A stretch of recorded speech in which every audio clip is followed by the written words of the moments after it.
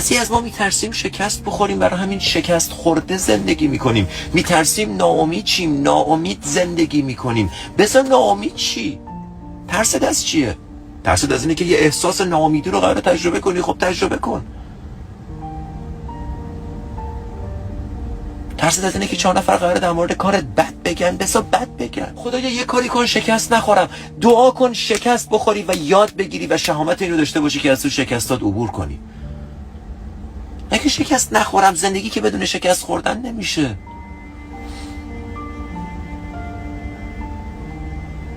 زندگی که بدون از ترس شکست خوردن زندگی بشه کلن یه شکست بزرگه. همش شکسته.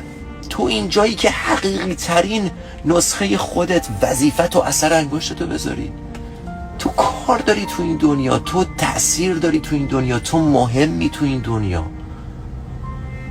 تو شاید الان نشستی فکر میکنی میگی تو مهمی، ولی من که بابا منم عین تو هم، فرقی نمیکنه. هر کدوممون تو جای خودمون به اندازه خودمون میتونیم تأثیر بذاریم، ولی باید از همون جایی که هستیم شروع کنیم دیگه. باید از همون جایی که هستیم شروع کنیم. باید اعتماد کنی به خودت، به آیندت، به تواناییات، به چیزایی که تو خودت قراره رشد بدی. باید اعتماد کنی به خودت. تو خیلی قوی تر از اون چیزی هستی که فکر میکنی. فقط مشکل اینه که فکر میکنی نیستی، نمیدونی هستی، و مثل کسایی که نیستن داری زندگی میکنی. ببین کجا میترسی، از خودت بپرس و بنویس من از چی میترسم و جوابای سطحی رو بزن کنار. برو عمیق شو. من از چی میترسم؟ نگاه کن تو روابطت.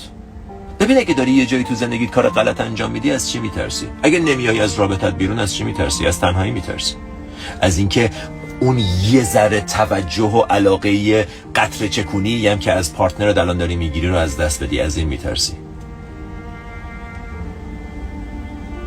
اینجا جای رشدته. اینجاست که زندگی داره بهت نشون میده کار تو اینجاست.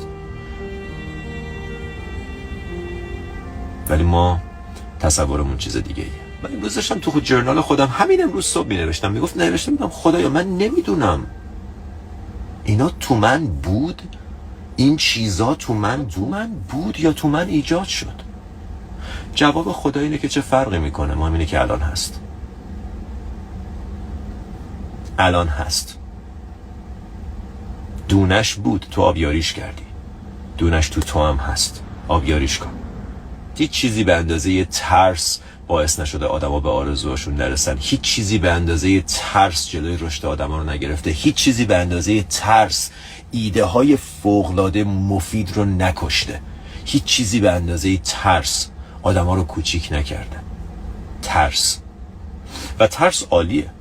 ما بعد باهاش کار میکنیم. ما فکر میکنیم ترس یه چراغ قرمزه، ترس چراغ اخطاره، ترس چراغ فقط نشون دهنده یه اخطاره، یه اعلامی است که هی تو داری یه کاری رو میکنی که تا حالا نکردی. همین جدیده. ترس بهت میگه داری یه کاری رو انجام میدی که تا حالا انجام ندادی. معنیش این نیست که انجام نده، فقط داره بهت این اخطار رو میده که داری از منطقه امنت خارج میشی. بعضی از ما فکر میکنیم چراغ نارنجی چشمک زن به معنی چراغ قرمزه، به معنی دیواره. چراغ قرمز هم نه، دیوار آجریه، نمیشه ازش رد شد. ترس دیگه. و اونجاست که استادای بزرگ میگن ترسیده انجامش بده. Do it afraid. بزرگترین، گرانبهاترین جواهر تو اون غاریه که بیشتر از همه ازش میترسی و نمیخوای بری توش.